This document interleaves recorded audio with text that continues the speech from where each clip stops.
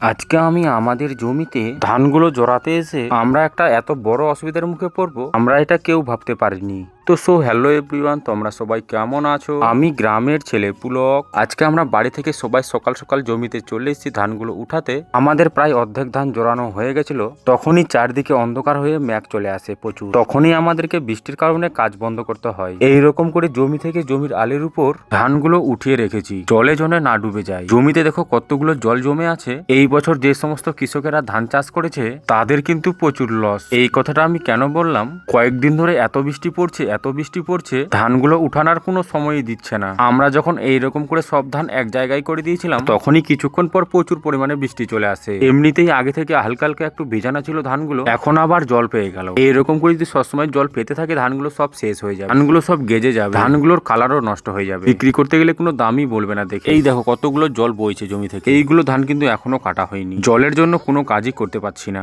এইরকম করে যদি জল বইতেই থাকে তাহলে কিভাবে ধান কাটবো? এইদিকে আমার মা ধান কাটতে লেগে পড়েছে, এক এক করে ধানগুলো কেটে এইভাবে রাখছে, আঠি করে এইভাবে উল্টে রেখেছে খাড়া করে। বৃষ্টি পড়লেও যেন কোনো ক্ষতি না হয় ধানের, এই জন্য। আবারও তোমাদের সঙ্গে দেখা হবে অন্য একটা ভিডিওতে।